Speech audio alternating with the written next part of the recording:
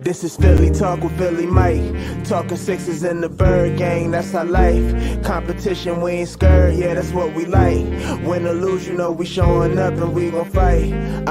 You see we strive for the sky every day that go by. And every single week we screaming fly, Eagles fly. This is Philly Talk with Philly Mike, yeah. This is Philly Talk with Philly Mike, yeah. What is going on, everybody? I go by Philly Mike, host of the Philly Talk podcast, and today we are back talking the Eagles 2022 NFL Draft. We got a couple days. It doesn't really feel like it because we watching Sixers Oh, yeah. playoffs. Now we got the draft, and I was worried for a second because if the Sixers went 6, no pun intended, it'd be during the draft. And I try to do both of them on YouTube, and that would have been rough. But the Sixers handled it for us. How you doing today? I am doing well. That Sixers game was so wild, and I didn't even think about the fact that the draft and the Sixers would overlap. So let's hope that they sweep them in 4. We were just talking before we went live about how good it feels to, especially the Raptors, I think just like redemption from 2019. It feels really, really good, especially that Joel shot at the end. Yeah, I mean, payback in its totality, right? The same basket in Canada, just really rebounding. And what better way to start this playoff run, however far we get. But this is the start of the Eagles season too, right? Because we got 2 first-round draft picks. We sent some to the future, which was smart. Howie Roseman got a 3-year extension. He has to have his ducks in a row for about 3 years, right? He got picks for next year and the 2024. So Howie got some ammo. How excited are you for this draft in general? I honestly don't know. I feel like I was more so excited last year. I think I've been very underwhelmed this offseason. We ended the Eagles season, and I ended it on a hopeful note because, I didn't know what to expect this year going into the season. We had essentially new quarterback, new coaching staff. And for me, the team exceeded expectations in that they made the playoffs. Yeah, they got absolutely crushed. And I kind of ended it saying, okay, so we've got Jalen Hurts. I think that they should keep him for at least another year because there's no one good in this draft at quarterback that we should take. I think give him the talent that he needs, sign an established wide receiver maybe, fix defense, draft all young defensive talent, and we'll get into that in a bit. But we haven't really done anything. You mentioned Howie Roseman signed a 3-year extension. And to me, it's like, why is that the biggest move the Eagles have made so far this offseason? It doesn't seem like they've done much. So going into this draft, I guess I'm a little bit apprehensive because I'm just curious what the strategy is of the Eagles front office right now. Are they building for the long term, or are they going to go for the immediate future? Do they have that much confidence in their ability to kind of develop young talent, especially young receivers? I don't know. So I truly don't know what to expect. Yeah, I definitely hear you on that. I would have sworn this whole offseason, I said it on many of my videos, expect a veteran wide receiver. When I said veteran, I didn't expect Pascal. I almost said Pascal Siakam. Yeah. Zach Pascal. See, I've been talking too much. So the second you said Pascal, my brain did the same thing. Yeah. So Zach Pascal, I mean, he's a Nick Sirianni guy, right? Nick Sirianni was quoted already saying he's just one of his favorite guys to coach. He's a tough guy. I think if you're looking at a number 3 or 4, it's good, but we are still neglecting what number 2 is. Exactly. Jalen Reagor has not been able to fill that role whatsoever. And I do agree, but I do like the defensive signings. Once again, it's another offseason where it looks like the defensive side we shirt up with bringing in Hassan Reddick, a hometown hero. I think he's going to be really good. 23.5 sacks the last 2 years. And Kaiser White, I think, is underrated. I was listening to a couple Charger content creators, and they were upset that they lost him. They thought, him leading their team in tackles, and he had a couple picks. They thought they would be able to bring him back, but they did sign J.C. Jackson for big money, and they did trade for Khalil Mack. So they're a little, tight on cash. And so I do like them signings. But again, this is Jalen Hurts 100% audition years, so to speak, with, getting some capital down the line. What'd you do to help them? Nothing so far. They've done nothing. When they signed Pascal, I was like, that what? Like, that's who we sign? And there have been several debates, and we're currently in the Deebo Samuels debate, where I felt a couple weeks ago it was the DK Metcalf debate. And I truly don't understand people who say, well, there's no point in signing and having to pay an established receiver if you're not sure of the quarterback. But why not? That's my philosophy. Like, why not capitalize on that and give Jalen Hurts, if it's another audition year for Jalen Hurts, why not give him the weapons and talent that he needs to show his full potential, rather than kind of not doing him many favors and throwing him out there with, like, Devontae Smith is great. I'm worried he's going to snap in half at any moment. Quez Watkins is also very slim. Like, we need a big bodied receiver to complement the guys that we have. And I don't need, like, Jalen Reagor might as well not even be on the team. I don't even qualify that. So can we find that in the draft? I don't know, but because of, aside from Devontae Smith, because of Jalen Reagor, and we all know how he's passed, like, I don't have confidence that even if we sign one of the most talented wide receivers, draft one of the most talented receivers, that we'll be able to do anything with him. Yeah, the receiver position used to be more, you can't get production right away, but we've seen over the years, if you get the right one, right? Justin Jefferson, DK Metcalf, Jamar Chase. These are guys, and Jamar Chase wasn't like in our area to grab, but Devontae Smith, we're seeing wide receivers, if drafted early enough, minus Jalen Reagor, come in and really put the work in and become, Terry McLaurin,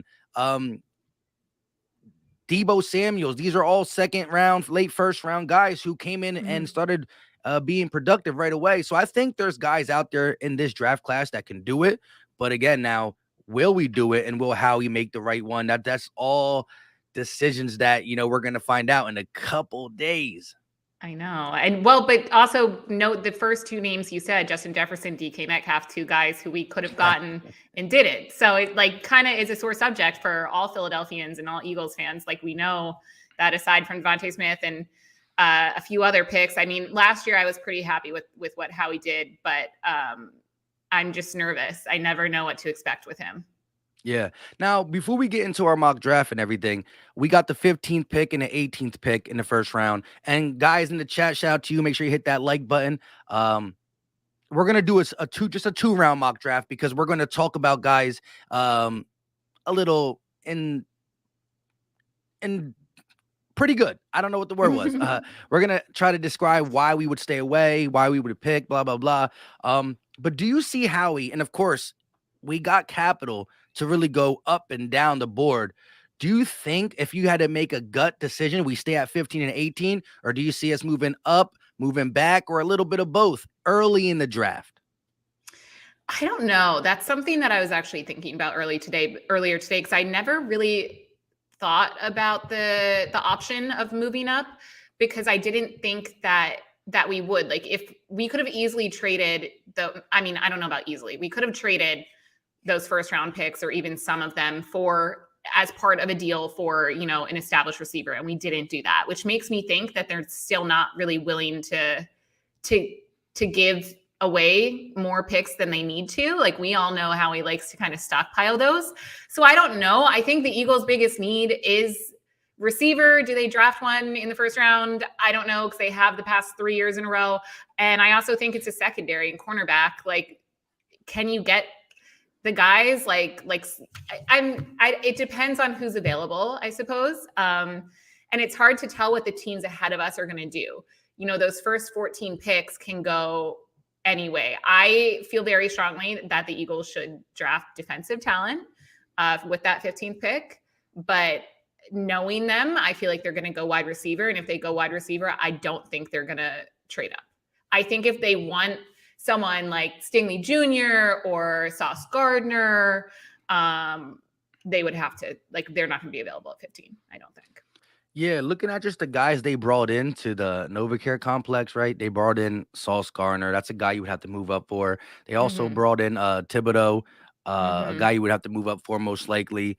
They got a couple of them guys. They did bring in the George Pickens, the Jameson Williams, who I think would have been probably the best receiver in this draft, minus the ACL tear. Injury. It stinks, but he was just very explosive, and can't really go wrong with Alabama guys. But I don't know. I mean, being in that category, right? One team that went wide receiver 3 years in a row is the Detroit Lions. And when you hear that, you're like, whoa, right. That's not a rep. Well, it's not a recipe for success because you're not No. supposed to do that. If you're dipping into the first round 2 times, you should have your 1 and 2. I mean, first round talent, you'd want them both to be 2 number ones, but we don't got a 1 and a 2. We got a 1 and a should be off the team. It's pretty rough there. The chat's talking about Debo, and before we get into the draft, you mentioned it. I agree in the sense of I see both sides.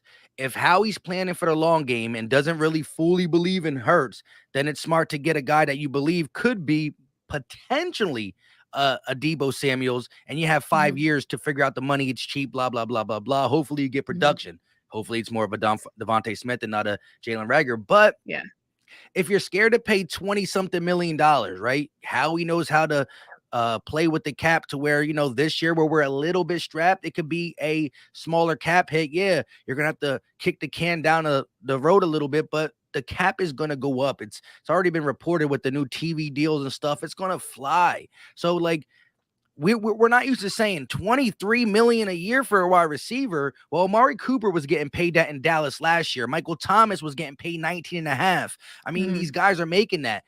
Now from here on out, from the 2022 season to the 2023, 24, 25, if you are a B plus A minus receiver, you're going to be making 20 mil. It's just what it's going to be. The same way gas went up, right? I can't be complaining. I got to put gas in my car, and you got to get receivers. So it's a tough conversation to have, but everything is going up. Look at the quarterbacks, right? If you're an average quarterback, you're going to 30 million was a lot. Like when we signed Carson Wentz back then, it was like, whoa, he's making 27 million. Now 27 million is like the 21st ranked quarterback. So it's always going to go up in the NFL, and you just got to be ready to do it. And if you look at people love to break down the Eagles cap, and I agree. Like I think it's always going to go up. It's never like oh my God, we're completely cap poor, we can't sign anyone type of situation. So Jalen Hurts, we're still not really paying him. Don't have to for, I think, at least next season. Devontae Smith still on his rookie contract. So like, in the future, maybe you have to think about that after next season. So it's like you mentioned, planning for the long term. And I think that's where I'm confused, because I think, why not try to win now? We made it to the playoffs. We made it that far with a brand new team that I felt was just finding their identity and their footing throughout the entire season. And they made it as far as they did. And then also look at our division. We can win the division if we choose to bring in players and draft players to help out Jalen Hurts, to help us win now, rather than playing this long game of, no, we're not going to bring in a Deebo Samuels, an established receiver who we know would help Jalen Hurts and our entire offense. We're going to draft young guys and hope for the best and hope they work out, even though 9 times out of 10 in the past, the receivers that we've drafted have done nothing and shouldn't be on the team. So that's where I'm not cool with the play the long game. Wait, we're planning for 5 seasons out. No, we made the playoffs. We can win our division. Bring in the talent you need now, especially because we have guys like Jason Kelce confirmed his last year. We do have younger guys, and then we have older guys. Brandon Graham probably going to be his last year. So capitalize on that and help these guys out and help them have a good last season, I guess. Yeah, and it's definitely confusing in the sense of, I know you got to fill a roster out there, but you're talking about for long term, then what is a 1-year Kelce going to do at 14 million, to the highest paid center in the NFL on a per year basis, not total contract? What is a 1-year Fletcher Cox going to do? If you're really ready to long term 3-year bring this out, why are you bringing guys back? We're paying Fletch and Kelce, and rightfully so, they deserve it. We're paying them top tier money. With that being said, it's showing that we're half in, half out. I don't think you can do that in the NFL. You have to pick a side, right? I don't want to trust the process, though. Best believe I don't want to go to no trust the process. But it's different in the NFL, right? Yeah. An offseason you can change. Look at the Bengals. They won 3 or 4 games. They were in the Super Bowl. You can change quickly. And I think, all the answers will be figured out quickly with Jalen Hurts. I'm a believer for sure, but this year's going to be big. It's wild. I agree. And I don't feel like we're already this close to the draft. And it's crazy because I know. It is huge. And it's either going to make us or break us. It is. And I think that's why when you ask me, how am I feeling about the draft, I'm kind of scared, because it is a make or break. It feels like there's a lot more pressure on this draft than years past, because it's, again, this young kind of new team with the quarterback who people aren't sure about, and we just don't know what direction they're planning to go in. So it'll be interesting for sure. Got you. All right, so I'm gonna pull up this mock draft. We'll still continue to talk, before we make our picks, because we're gonna take our time, because it's only gonna be a 2-round mock draft. 15, 18, and 51 we're gonna do. We'll talk about, who's your favorite CB, who's your favorite, wide receiver early in the draft, and just some of the positions that the Eagles definitely need to be looking at, which, quite frankly, throughout the whole draft, there's not really a wrong position you can draft because of the age at certain places between corners, safety, linebacker, wide receiver, and offensive lineman when her defensive line is needing to be revamped. So really, you can't really go wrong in this draft unless you pick a position we need. You just pick a guy out of TCU. You're like, huh? Who? Yeah.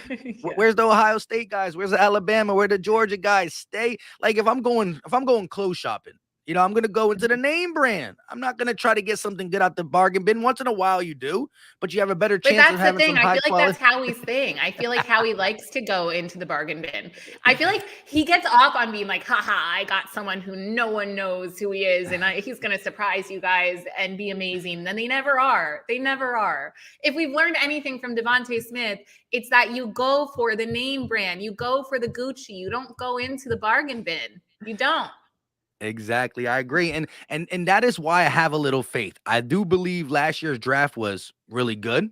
I think we got Landon Dickerson in the second, although his injury history scared me. If it wasn't for the injury history, he would have been a first-round talent. I think we did very good last year, and it was Howie realizing. And I think before last year, it's been, decades of him not even looking at Alabama. So at least he's looking at the SEC. He realizes that, and he did take some accountability at his press conference, right? And he did throw Jalen Reagor under the bus a little bit, which, is bad and good at the same time. Bad because he's still a human being. And it's like, now everybody's crapping on you. Now the GM is too, but it's good that he's finally saying, yeah, I messed up.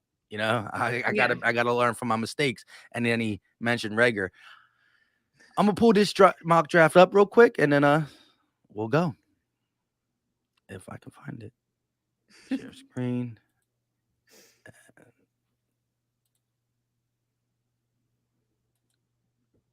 Hold up. There we go. And then let me just change this. I'm gonna have to really zoom in on this. Oh yeah, it's small, right?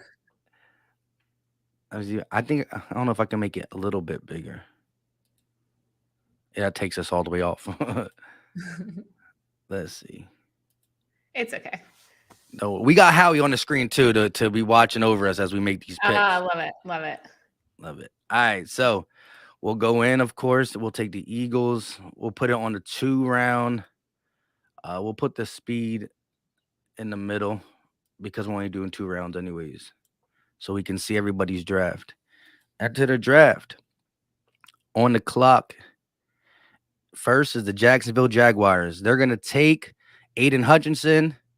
I'll let it go through, and then we'll run it back. Oh, wow. It's really fast. Oh, yeah, I thought I put it slow, but it's still.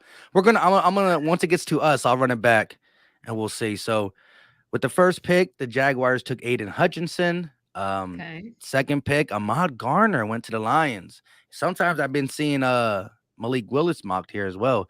Third, Kayvon Thibodeau to the Texans, and I'm horrible with names. The Jets go out and get Derek Stingley Jr. at the fourth with the 4th pick. Giants, Trevon Walker out of Georgia. Wow, the Panthers go tackle. That's crazy. Every other one, I always see quarterback here, but that's crazy. That's going to hurt us with talent. Giants take Evan Neal, tackle. He fell big time on this one.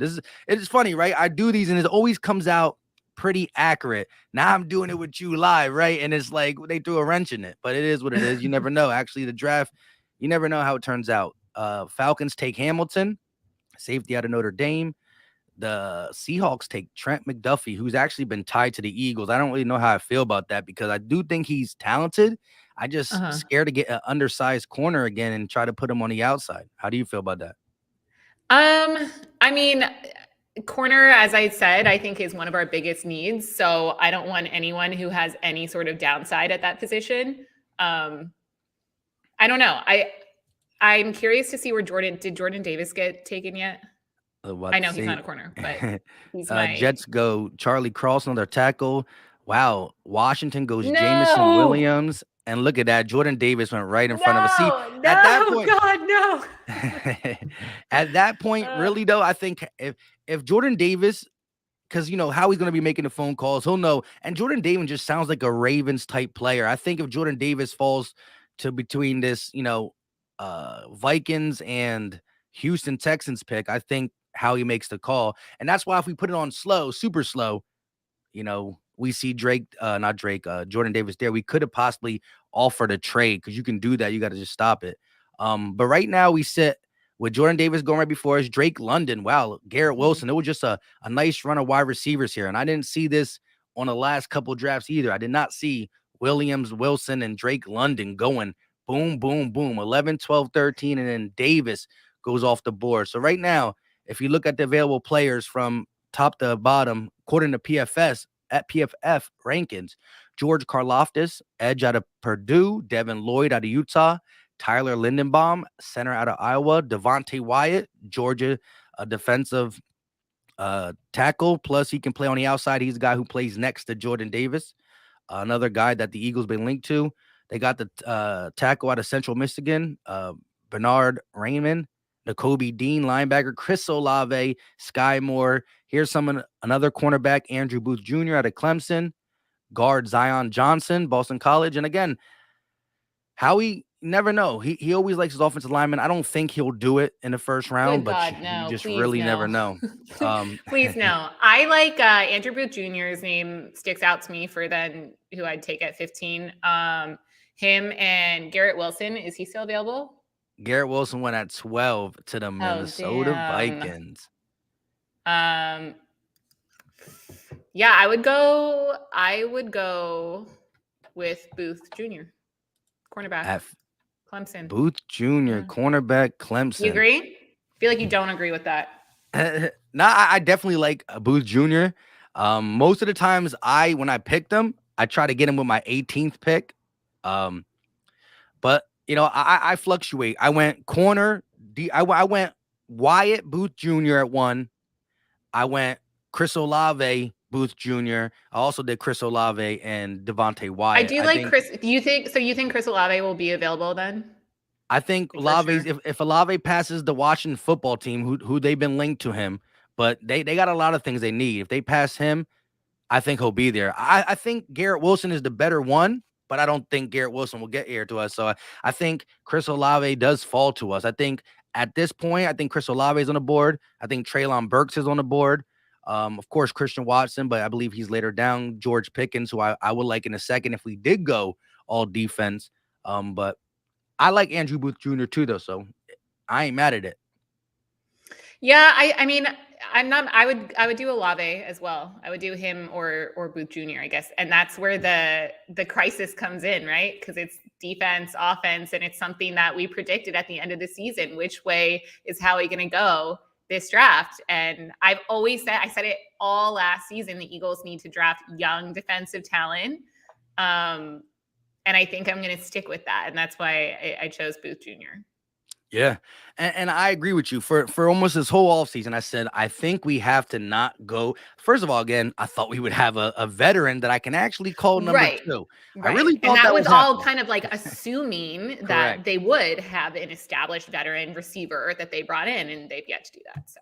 And I was like, if you get between the DJ Charks, Allen Robinson, at one time, the Marquise Goodwin, Chris Godwin, that's a good one.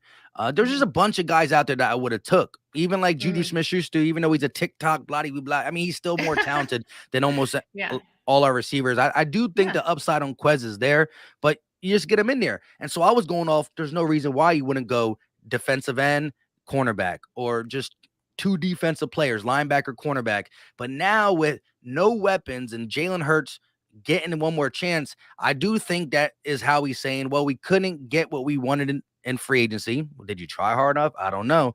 Right. But I Every think single receiver, it's been like, oh, the Eagles were in talks, but ultimately didn't get them. Like, did they actually try though? Because I feel like they didn't.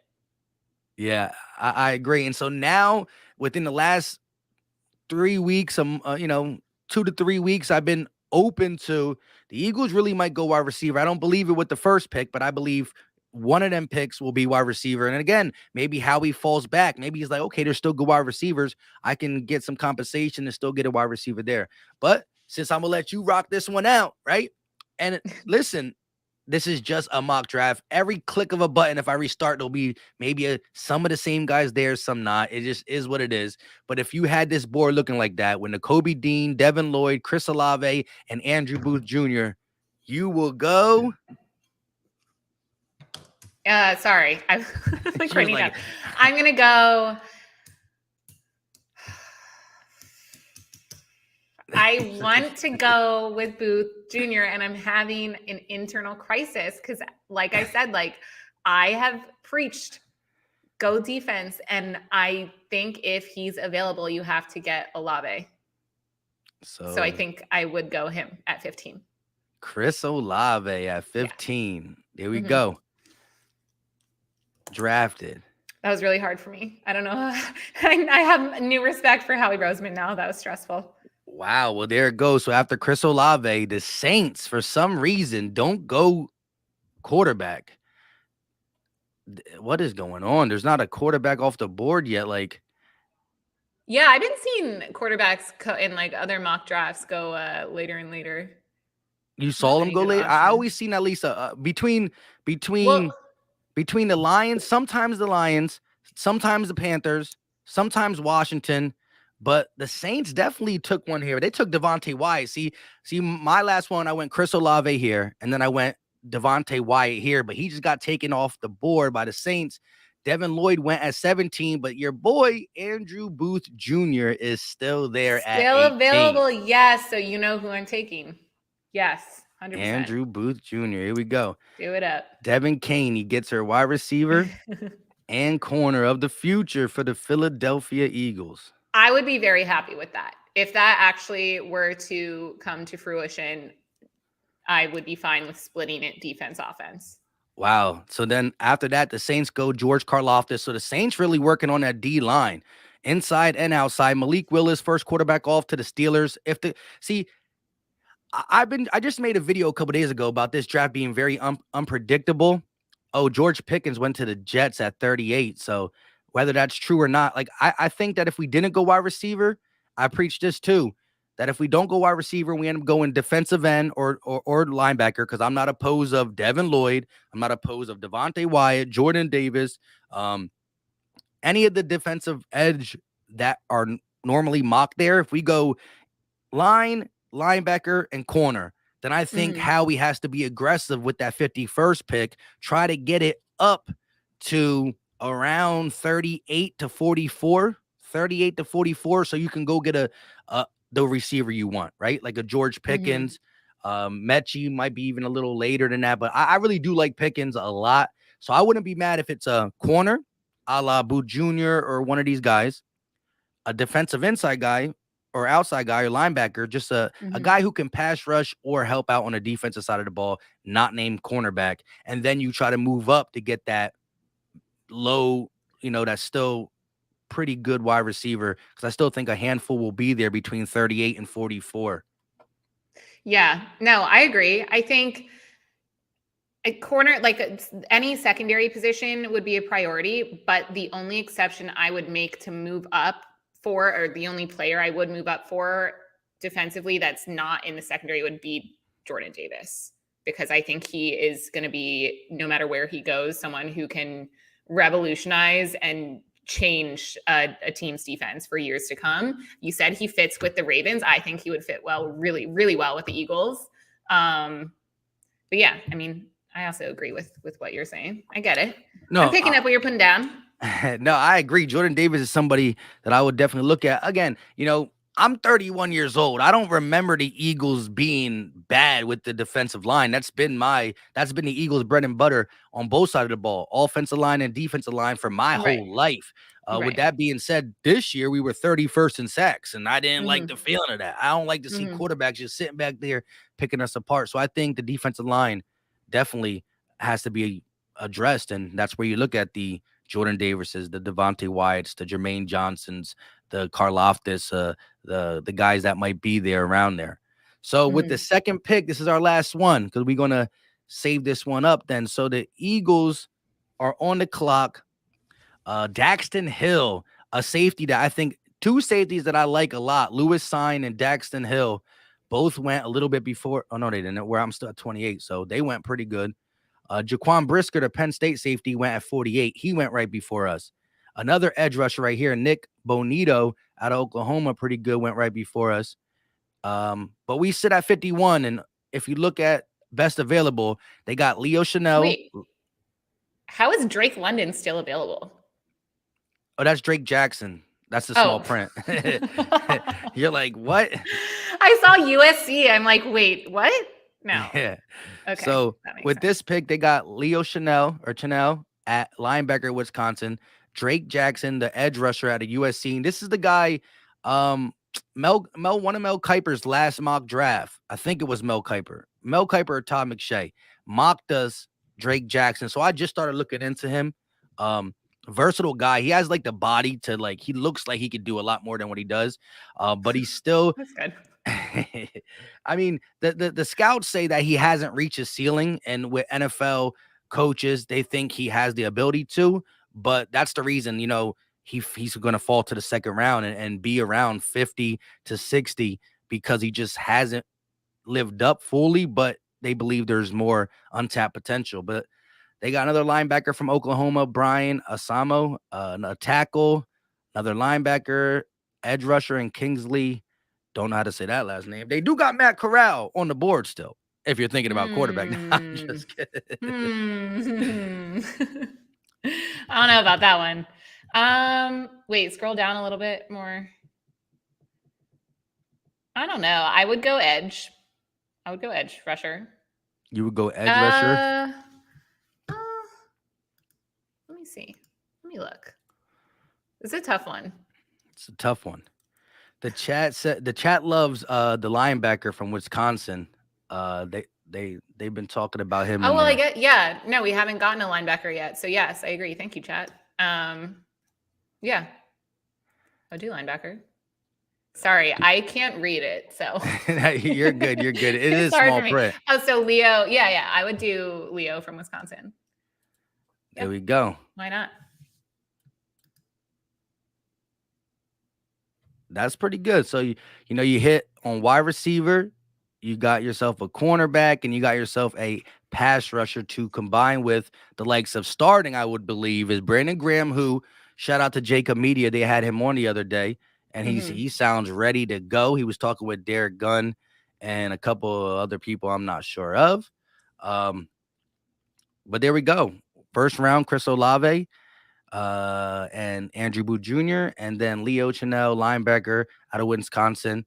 A lot of people think he's going to be a big time linebacker. There's just some things that have pushed him back, but we've seen players with little all-field stuff come in and still completely change the whole narrative on them. I mean, the Honey Badger, who's still out there, Howie, just to let you know. But what? So that is one that I don't know if that's a Howie or Eagles situation. I feel like he is asking because no one, it seems like, is biting for him. Like it feels like he's asking for too much money or something, because I feel like he would have been scooped up by now.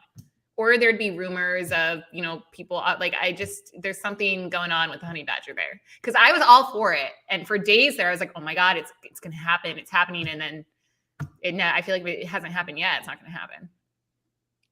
Yeah. Here's the thing. I heard Adam Schefter and he normally he goes sometimes on 90.75 to Fanatic, and sometimes I'd be listening to it in the morning. Because I wake up very early to go to work, and they have a show on early before anything's really on.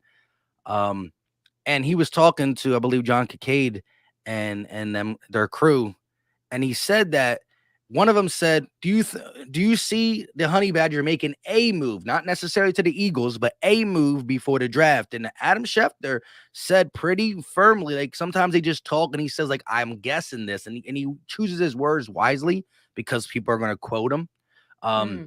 He said that Honey Badger will not sign anywhere until after the draft. So I think he's doing his due diligence. I think he's going to see who goes defense, who's even, because anybody who inquired about him, right? Which is the Eagles inquired about him, the Saints inquired about him, a couple other team twos, but right now the top two teams are the Eagles and the Saints, and the Saints are his hometown. It is what it is. When you look at the landscape of everything, there's safeties in the draft, and shout out to, I forgot who just said it, Tyre Malik. He said Jalen Petrie at 51, and that's a guy I do like. The linebacker Leo Chenal, I don't think he'll be there at 51. If he's there, that's a very good value pick. But Jalen Petrie, the safety out of Baylor, that is where I think we can get our safety too. So whatever we do with the first two picks, I think, if we go to defensive positions, I think we try to move up and get a wide receiver at 51. But I do think you can find the secondary, the safety for the future at pick 51, whether you move up to 47, you flirt around there. Because if you go up a couple picks in the second, you might give a fourth round, something that you're okay with giving up. With that being said, the Eagles got a couple safeties that I think are going to be on the board. Kyle Hamilton, beautiful pick, but you would have to move up for. Yeah. Oh, I thought you were saying he'll be on the board. Yeah. I think the Eagles, let this guy start to fall to 9, 10, 11. Now you're talking about moving up from 15 to 12, 11. That's more easy. It's easier to get done with the compensation you got to give up. If you're not moving up to 6 because you got to give up a lot of stuff, because there's a point system you got to abide by and all that stuff too. With that being said, Brisker signed, Daxton Hill, Jalen Petrie. These are guys who are going to be end of the first round, early second round guys. And I think that is what the Eagles will do. But if we don't do it, I think we're going to be knocking on the Honey Badger's door right after the draft. I think Howie knows the number, right? The number is set. He wants blah blah blah. I don't want to come out and say I think it's probably like in the teens. With that being said, is he worth it? Yeah, he's a playmaker. I love his game, and he's 29 he'll be. So it depends. There's players, especially in the secondary, and it's the athletic ones, the guys who's been flying around. Like Darius Slay just made the Pro Bowl. He's in his 30s, so you gotta know which older player to buy. But I think if we come out with no safety, or if we draft a safety later than the 4th or 5th round, I think that's a body to then learn behind someone. But right now we don't have a starting safety on the opposite side of Anthony Harris, who is by no means a great player at his in his situation right now too. You could talk about Kavon Wallace and Marcus Epps, but we never gave them more than a role player position. So I don't know. Yeah, I mean, would you rather bring in someone like the Honey Badger or Deebo Samuels? Like, who do you think's more worth the money? I think with where we are right now, now you're talking like Howie. Now, I would want the Honey Badger. I think it's easier to fit in, and it helps Jalen Hurts in the sense of if you got the Honey Badger, Darius Slay. Now, Anthony Harris can play a little bit more in the box. Honey Badger can fly around back there. Darius Slay watching one side. You draft a cornerback that we believe can come in and produce. Now you got Kazir White. You got Hassan Reddick. Who knows what you do on a defensive line? Brandon Graham's coming back. You still got Fletch, Hargraves, Sweat. We signed Derek Barnett back. Hopefully he's a role player, not a starter. With all that being said, I think that's a formidable defense if Jonathan Gannon does his thing. And if you could give Jalen Hurts a top 12, top 9, top 10 defense, well, run the ball, play defense. That's the way to keep the ball out the opposing quarterback's hands. So as much as we're not getting that playmaker, we're still giving him the means to succeed, Yeah. Yeah, I agree with that. I mean, there were several games this past season, and I don't want to say our defense won any games because our defense was so beyond frustrating to watch for me this past season. But our last game against Washington football team, Washington Commanders, I still feel weird calling them that, when Rodney McLeod caught that ball and we ended up winning. That's probably like one of the only moments I can remember where like our defense kind of bailed the whole team out. But it'd be nice to have a reliable defense for Jalen Hurts, like you mentioned, and the offense, because yes, the receiver position is an issue. It worries me a lot, but we do forget that we still have our running game. Now, if we start the season off again, trying to throw the ball all the time and decide to run the ball, 2-3 times total throughout a game, that's probably going to be an issue. But yeah, run the ball, beef up defense, and I think we'll be much improved. So I agree with that strategy for sure. If the theme of this offseason, I don't even want to say just the draft, feels very much like it's offense versus defense, where I think in the past it had been what quarterback controversy or something like that, or what's Howie going to do to mess up the picks this time, which is always a theme. But this year it feels very offense or defense, and it is a hard question to answer. Yeah, and I just look at it as, again, I think wide receiver is definitely in our future because of what transpired. But, I was so excited to just go totally defense, maybe the first 3 picks at one time. For the simple fact, when you look at the defense, there's not that many youthful players on there that you're excited about, right? Hassan Reddick was cool. See, so you added a defensive player who's young, who can play for us for the future. But the Brandon Grahams, the Fletcher Cox, Anthony Harris, Darius Slay, these guys are getting older, and so you're going to have to replace them. Now, on the offensive side, you got a couple people you got to replace, and Kelsey, who knows what you do with Landon Dickerson? Do you keep him at left guard? Do you move him over? But Dickerson young, Mulata young. Mm-hmm. If Hurts is the guy, he's young. Goddard's young. Mm-hmm. If Miles Sanders is the guy, he's still young. If he's not, Kenneth Gainwell, he's young.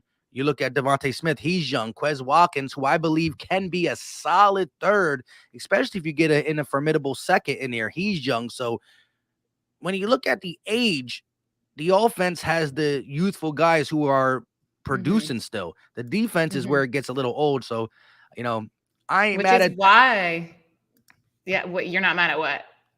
At receiver now, but I agree with you. I was very firm about going defense first too. Yeah. I always knew that Howie was eventually going to trade one of these picks, whether it was draft day. All the content creators and a lot of people in my chat all kind of knew that, like, if we do a mock draft with 3 first-round pick, it's just for fun because we're probably going to get rid of one for the future. That was like, Eagle Nation. This is the one fan base that I'm not trying to criticize other fan bases, but we are a very smart fan base. Yeah. We are very intense. We pay attention. And so, I think everybody low-key knew we were giving up one of them.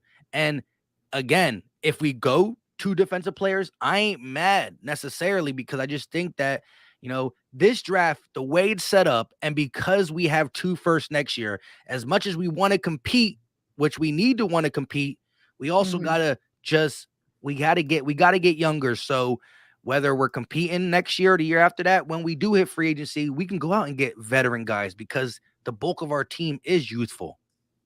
Yeah, I was looking at comments and someone said you took a wide receiver. So I think, like, if it didn't matter in my dream scenario where a team couldn't take anyone before us, obviously I would go probably Sauce or Thibodeau, someone who's just not going to be there, right? So yes, like I agree with you. I think drafting defensive talent is important because then it's fixing the problem that a lot of our defensive guys are older, where offense is younger. And again, that comes back to what we've been talking about, where I assume because of that the Eagles would bring in a more established offensive player, wide receiver.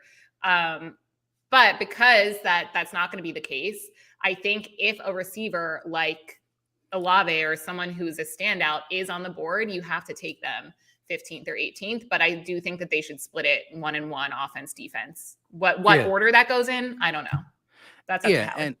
And it's crazy because people, with us being live, some people are going to watch this when it's over. They're going to watch a recorded version. Some people just coming in now. Again, for everybody that knows mock drafts, it's cool when you're doing that at your house and you can do it. I don't like the board restart. Do it. I don't like the board restart. Do it. I don't like the board restart. Then you got your perfect draft. You take a screenshot of it and you throw it up on Twitter like, you see what I did?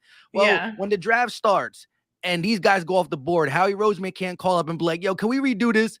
Next time I'm going to trade up and get this guy. No, you make one mistake, and there is always a crapshoot.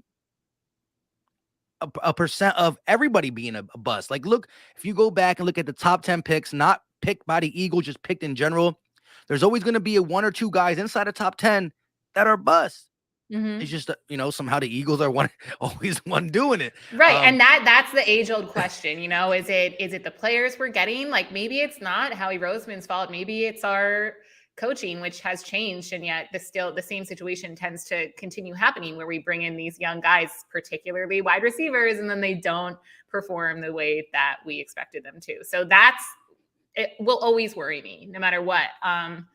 I think, question for you. Do you think Devontae Smith is, one of the only receivers who we've drafted in recent years who has come in and made an immediate impact because of just who he is, his natural talent, or because they maybe coached him up? Like, to me, I just always question why the Eagles have an inability to develop young receivers, where Devontae Smith hasn't had that issue, but he was good before he even got here.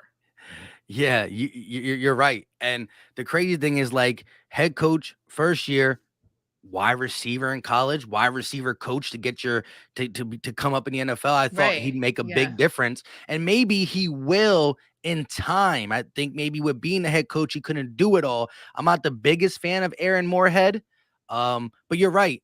Jalen Reagor, although we do not like this guy at all, did good things at TCU. Now, does that always mean it's going to translate in the NFL? No, but he did good things. And what I'm seeing from him at the NFL level is even the things he did good in TCU, he can't do, whether it's, mental, which in today's world, you got to watch out for that. Social media is, these older players don't have people criticize them from left and right with one follower just saying things. I don't know why you got to listen and all that. But anyways, yeah, we haven't been able to develop. And Devontae Smith, there was no doubt he won the Heisman. It's been 20 years since a wide receiver won it. We knew the only thing that could hold him back is his weight, but he is by far the talent that supersede any coaching. Like, he's listening to coaching, he's going to learn stuff, but he came in ready to play.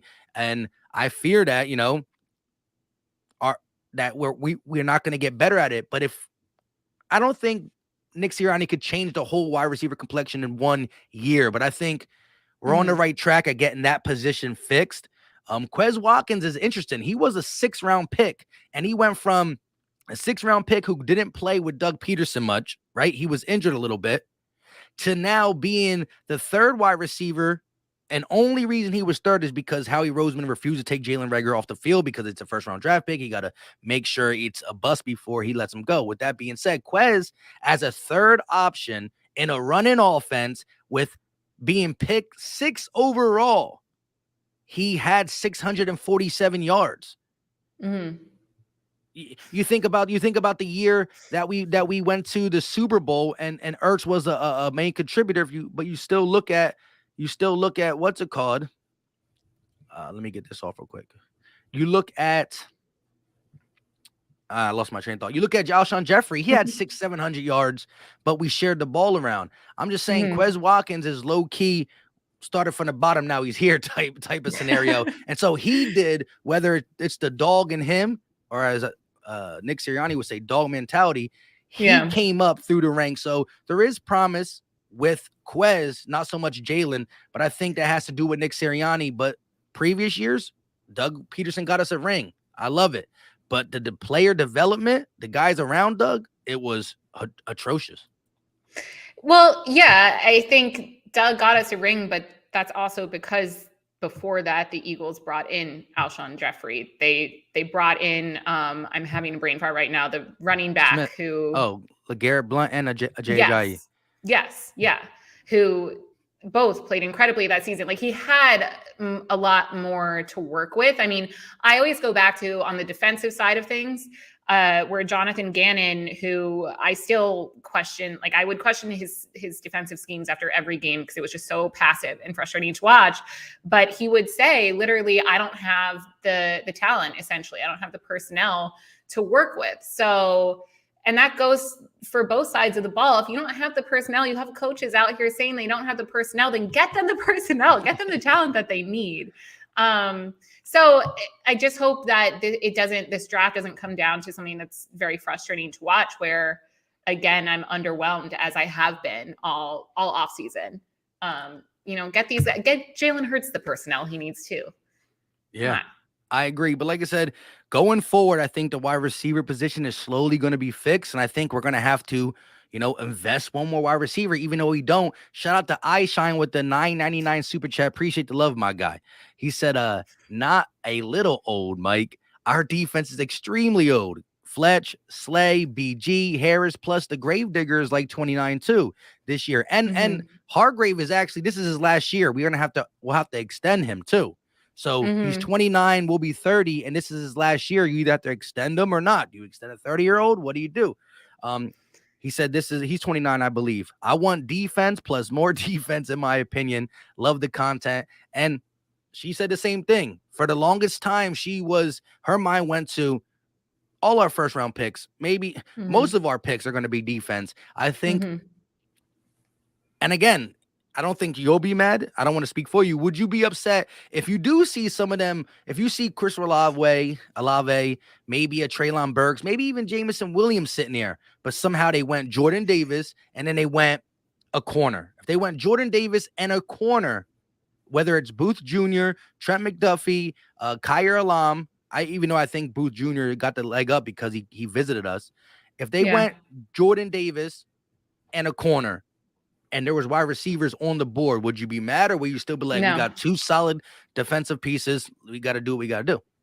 I would not be mad at all. I'd be fine with that. I mean, you saw me kind of having a crisis there when I had to decide who to take at 15. I guess it depends on who it is. And the same goes for wide receiver. I think I would be very happy if we went with a Jordan Davis and then a Booth Jr. or someone from the secondary, as long as they were a standout. I think for wide receiver, I would be happy if it was someone who I'm questioning my pick, because I'm like, would I be excited if they actually took Olave? Would I be excited? I don't know. Maybe Williams, maybe Jameson Williams, but I don't. Do you think he's going to be available at 15?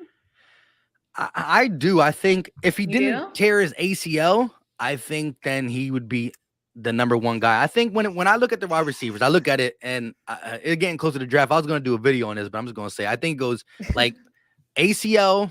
I'm just talking about talent, right? He's injured, so it is what it is. But talent-wise, I think it goes Jameson Williams 1, Garrett Wilson 2. I think it goes after Garrett Wilson.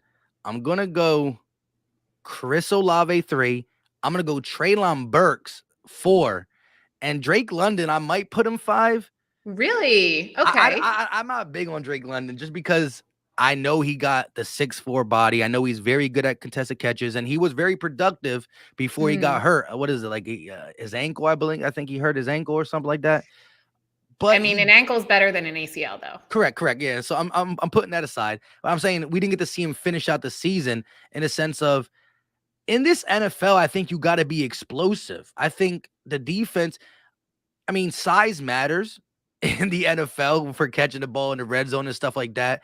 But you got to be able to separate. Defensive coordinators know how to do certain things. And these are grown men in the NFL. So you might got 3 inches on them, but these are guys who know how to punch out the ball at a different rate. So I think you have to separate, and everybody, and I used to say this all the time, you need the X wide receiver, the big body wide receiver to complement the smaller guy. But let's Tyreek Hill, Stephon Diggs, the receivers now, there's so many wide receivers who are number ones that are not that big anymore. Stephon Diggs is one of the best wide receivers in the game. Jamar Chase is like 6'1", 6'2". He's not that big. Jamar Chase, they're bigger than Devontae and Stout, but they're not 6. Like, you don't just need the 6'3" guy that can do it anymore. I think that with the space that offensive coordinators use and the route tree, It's all about separation and then, catching the ball, going up, having good hands. Like Devontae Smith is a small guy. He went up over Patrick Surtain and got the ball. I think just that, the wide receiver position has evolved as well. And part of it is speed matters. You can't get faster. You can learn other stuff. You just can't get faster, though. And Drake London refused to run his 40 because he thinks it's going to hurt him. He had when you choose not to run the 40, it's like, Yeah, bro, why are you not running the 40, bro? Right.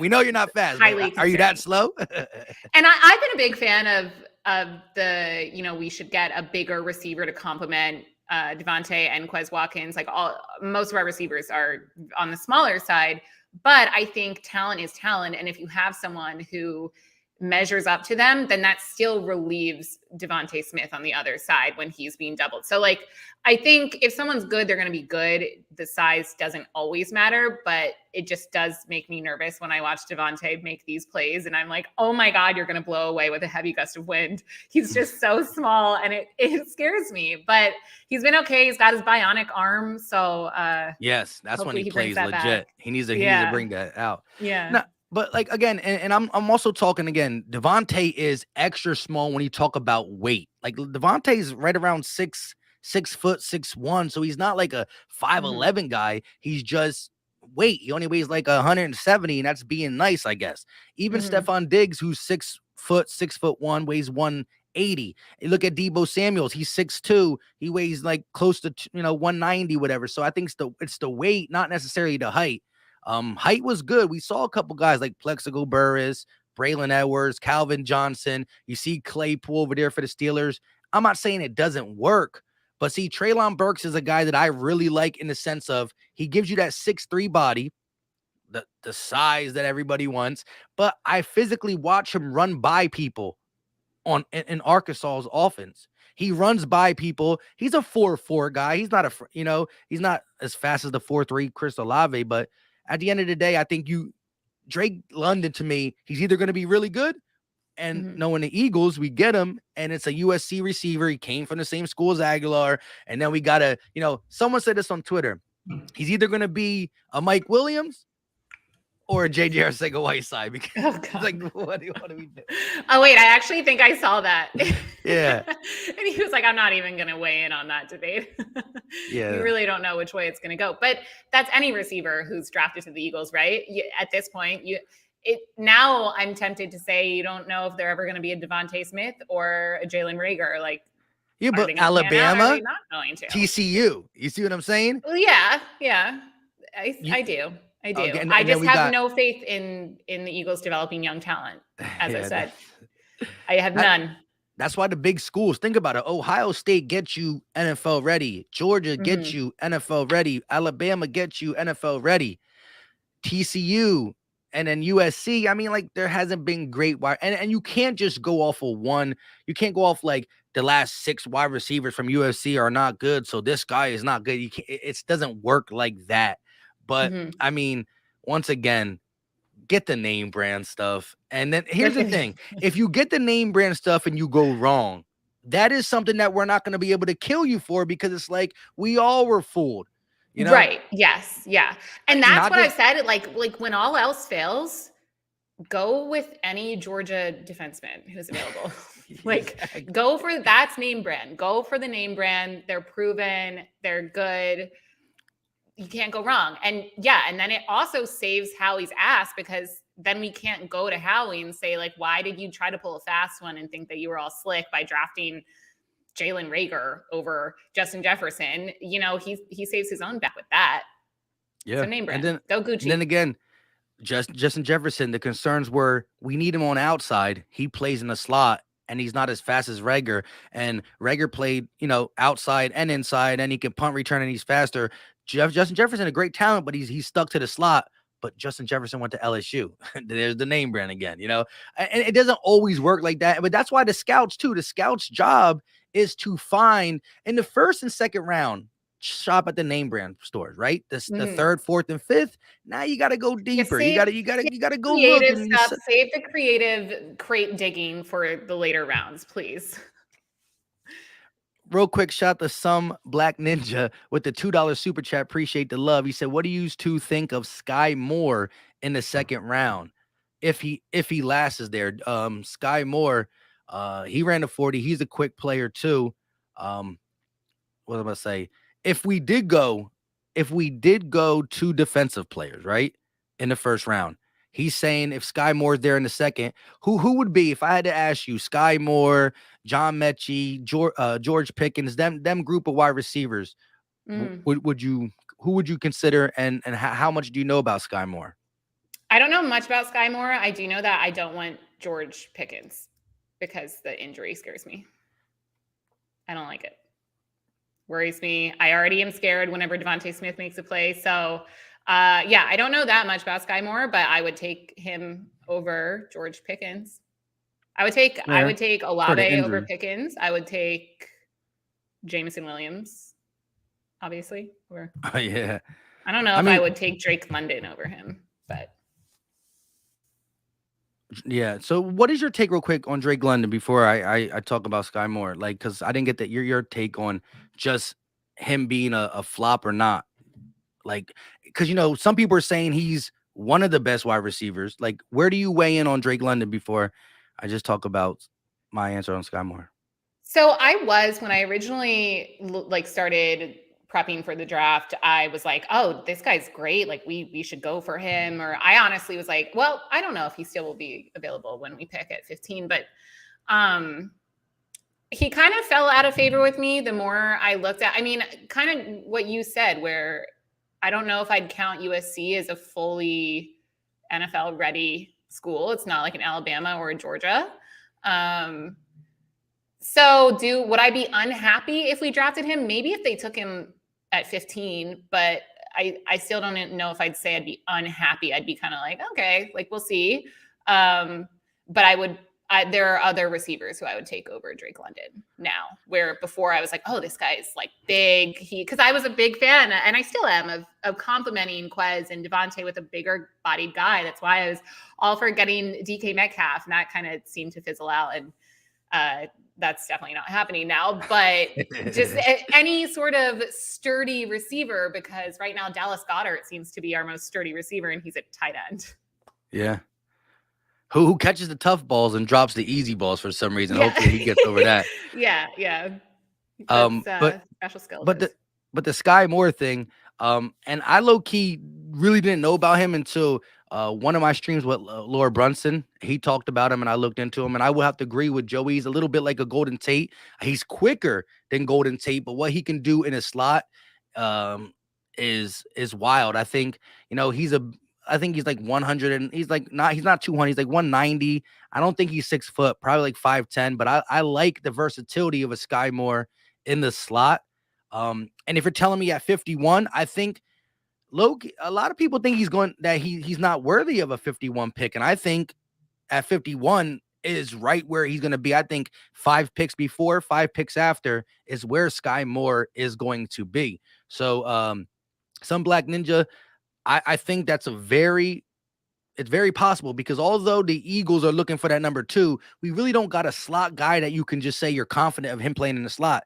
Nick Sirianni preaches that we want our guys to be interchangeable, and Zach Pascal can play in the slot as a taller slot, right? He's a bigger guy, right? No, I'm just kidding. But that's definitely an option. I think as much as I like George Pickens still, minus the injury, I know it's definitely a concern. I think you'll have to move up to get him. But I think Mechie, I think Sky Moore, Alex Pierce, Christian Watson, although he played in the same school as Carson Wentz and doesn't have the same talent, just a 6'3" body frame plus his speed and his fluent route running at that tall, it's going to get him inside the top 50 picks. Pause. Someone caught me with something. But anyways, yeah, so that's where I'm at on that. But we've been going about an hour. I appreciate everybody in the chat. Hit that like button. We still got like 140 some people in here. Devan, thank you for coming on. Of course. Thank you for having me. We can chat after the draft to break it down. To see either if we're crying.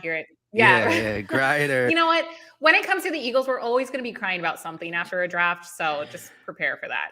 Yeah, the last time she was on here was the game before the Dallas Cowboys beat down. Oh, was it? Was it before? Wait, it was before the Cowboys game? It was yes. Were we We still really optimistic Yeah, about the because we Eagles at we that we we point? were happy about the Atlanta Falcons win. We Yeah. were kind of a little hurt by the letdown in San Francisco, Yeah. we beat ATL on the road. We came Right. home and we lost a low scoring, tight game to Jimmy G and the Niners, and we were like, let's do this.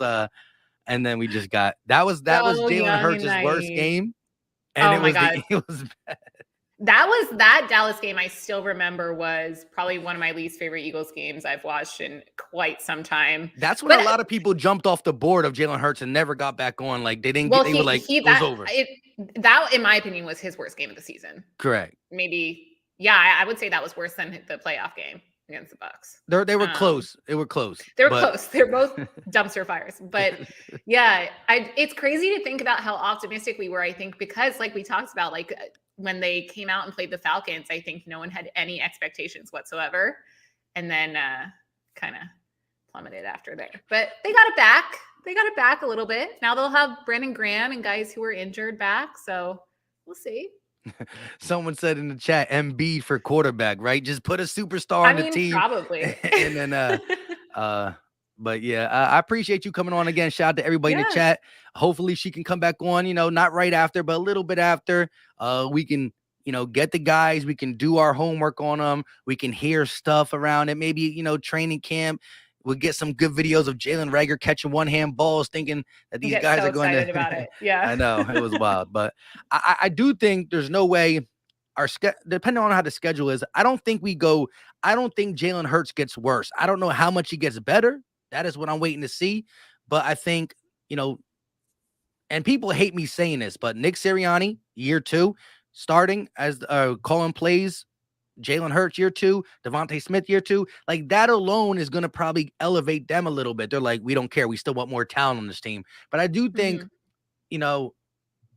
we're going to be a little bit better. I just don't know how much better and if we're ready to strike. But like you said, it shouldn't be holding us back from just being aggressive. Yeah.